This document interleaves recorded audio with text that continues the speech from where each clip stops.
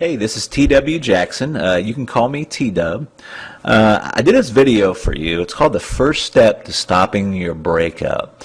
And I did this because I really want to help and give you some direction, because I know this is such an emotionally trying time. It's easy to make mistakes, because I've been there before, and I've helped folks that have been here. And you wake up in the morning. You just don't want to wake up. You just don't even want to roll out of bed. And everything on the radio, every song reminds you of your ex. You go to work and you drive by all the places you used to eat and used to go to, and it's so tough to not do the wrong things because we're so emotional. So this is the purpose of the video, and I sure hope it helps you out. Oh, please keep in mind that technologically wise, I'm just a normal, everyday, average kind of guy. So please forgive me if I make a whole bunch of boo-boos and mistakes here. Very first thing, you may be past this point, but you don't want to panic. It's the very worst thing you can do. If you've already panicked in that, we're going to talk about that here in a minute. When you completely flip out and have an emotional breakdown, it only confirms their decision to break up with you. And of course, it pushes them farther away. If you're being clingy, if you're just demanding they spend more time with you, you're demanding they talk with you about this, it just pushes them farther away. Now, here's some signs of panic. If you've done this or had this done to you, you'll immediately recognize it. I call it text message terrorism. And it's basically just sending a barrage of text messages trying to stay in this person's life, and trying to get back together with them, and just trying to find out exactly what happened. And it's one of the first signs that you'll see a lot of time is text messages terrorism, I call it, or the old drunk dialing. Now, you don't necessarily have to be drunk to do what I call drunk dialing. You can be in a highly emotional state, and this is still, I consider, drunk dialing, but you know what this is too if you've done that. It's just calling over and over and over again, especially if you're getting the voicemail, and you want to basically professing your undying love, or how much you're sorry for what you did. None of this helps. Arguing about the breakup, contacting their friends and family. Now, this is kind of an interesting one. Reason most of us do this is because we don't accept what the ex have told us for the reason that they broke up. So we may think they have somebody waiting in the wings, or there's some other reason other than what they've told us for why they're breaking up. But you still don't want to do it. And accidental meetings. These don't really fool your ex, and they're not accidental. So another thing you don't want to do. So if you don't want to do all those things, what should you do? And this is really tough because you want to it's counterintuitive. What you should do is counterintuitive and opposite of your feelings. Your feelings inside are like, I've got to see them. I've got to tell them, what really happened. I've got to tell them how I really feel. And that's exactly opposite of what you should do. So here's the big secret. For right now, you want to agree with the breakup. That's right, you just calm, you're cool, and you agree with the breakup. Again, that's calm, and you're cool and okay with it. Now, you may already be past this point. Like I said, you might have already kind of freaked out a little bit. Don't feel bad, that happens. But if you run into them again or see their friends or family, you now want to be calm, cool, and okay with the breakup.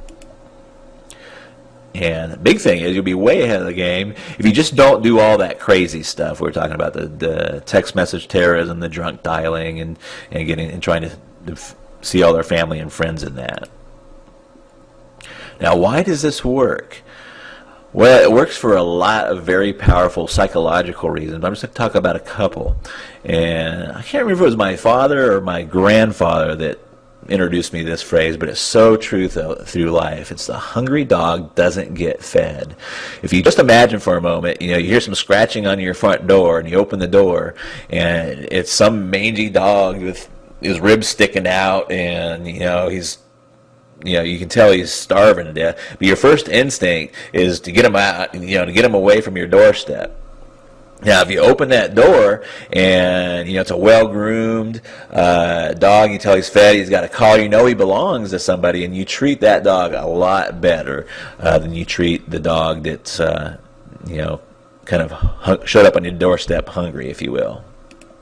Now, their main psychological reason, and please burn this into your head or memory, write it down, is people want what they can't have. This is so true. Whether it's jobs, when is it hardest to get a job? When you don't have a job. It's easy to get a job when you already have one. The same is true with money and credit. They loan money to people that don't need the money all the time. When you have no credit, it's almost impossible to get any credit. And the same things hold true with love and attention. So, if you've blown it, it's okay. Is there still a chance? You betcha. And here's what you want to do. You just want to write a short note and include these things. Don't add to it and don't take away from it. But you want to let them know you're okay with the breakup now. You tell him or her that you agree with the decision to break up. If you did something bad, like have an affair, just briefly apologize. If you didn't do anything bad, don't find something to apologize about. That will be worse. But if you did something bad, just briefly apologize. Then tell them something really exciting has happened in your life, and you need to tell them about it sometime. Let them know that you want to give them some time to themselves for now, and then close by saying, maybe at some point we can be friends. And remember, you want to be calm, and you want to have a cool tone. If you'd like a little example of this letter, just hang out for a second, and I'll give you a little example where you can get a little example. But this sets the stage for your next moves.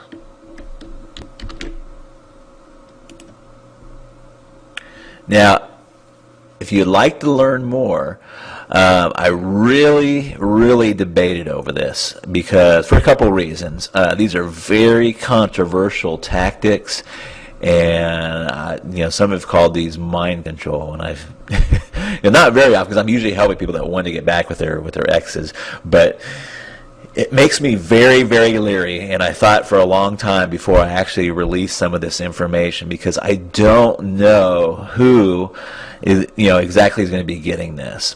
I'm assuming that you're an average, well-meaning individual, and that you're trying to get back with your ex with good intentions.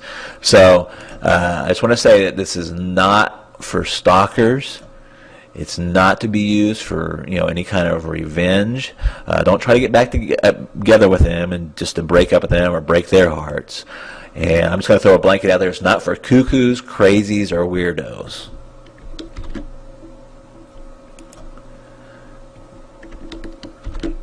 This is for just normal, loving people that have made some type of mistake in their relationships and want the best advantage of putting this back together and stopping their breakup and repairing their relationship. So if you'd like to learn more, just simply click the blue link below, or there may be a blue link to the right of this video. And I'll also have a little sample letter for you like I've showed you previously. So I hope this video has helped you, and I look forward to seeing you and rapping with you down the road. Talk to you later. Bye-bye.